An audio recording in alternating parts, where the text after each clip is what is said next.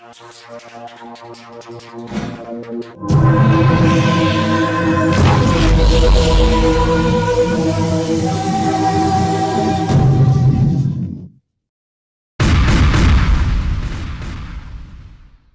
दोस्तों नमस्कार।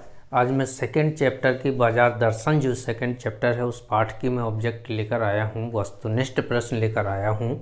तो देखते हैं कौन कौन से हैं।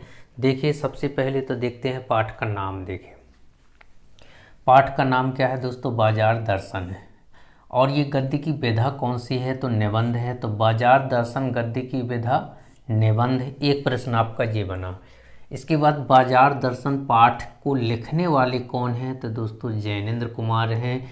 जैनेन्द्र कुमार के द्वारा लिखा गया निबंध है बाजार दर्शन। क्लियर, दो प्रश्न आपके क्लियर हो गए कि बाजार दर्शन गद्य की विधा कौन सी है, तो निबंध। और बाजार दर्शन पाठ के जो लेखक हैं वो कौन है, तो जैनेन्द्र कुमार हैं।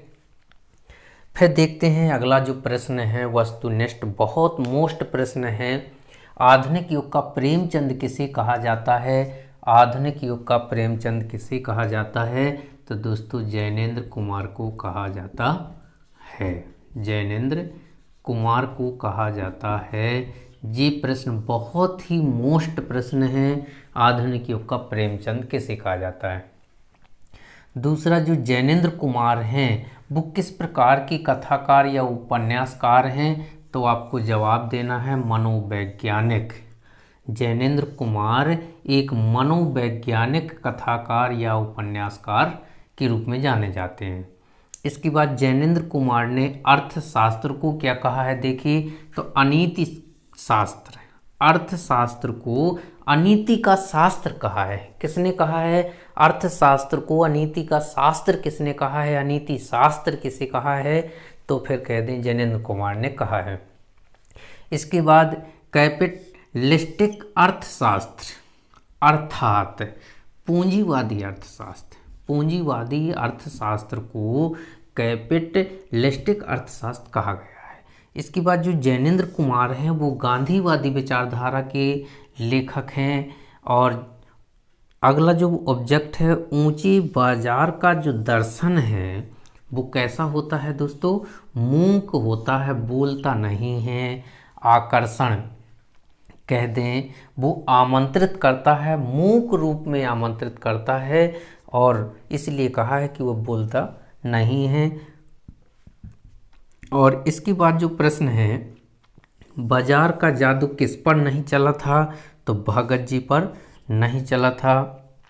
और भगत जी क्या काम करते थे, चूरन बेचने का काम करते थे। और जितना चूरन बेचते थे उसके बाद है, अब यहाँ प्रश्न ये आता है कि कितना चूरन बेचते थे वो, भगत जी कितने का चूरन बेचते थे, तो आपको पता होगा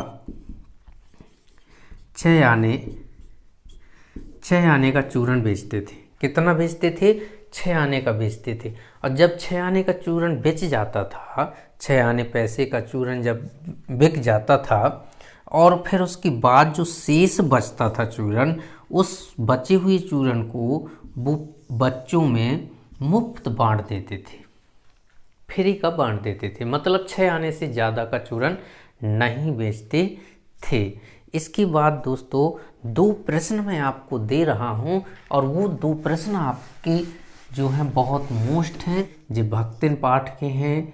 और तो पहला जो प्रश्न है आधुनिक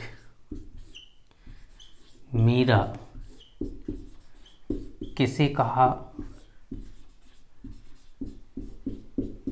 गया है, आधुनिक मीरा किसे कहा गया है। और अगला जो प्रश्न है भक्तिन, भक्तिन के जीवन का सबसे अच्छा परिच्छेद कौन सा है, कौन सा है। इन दोनों प्रश्नों के जो जवाब हैं जी आपको मुझे कमेंट बॉक्स में भेजना है लिख करके, और यदि नहीं बनते हैं तो भी लिख कर भेजना है। मैं आपको अगले वीडियो में अगले दिन इनके जवाब दूंगा। तो दोस्तों चलते हैं, और आज का वीडियो यदि आप लोगों को अच्छा लगा हो तो दोस्तों को शेयर कर दें अधिक से अधिक, और जिन लोगों ने सब्सक्राइब नहीं किया है वो लोग सब्सक्राइब कर लें। ये मेरा आप लोगों से निवेदन है।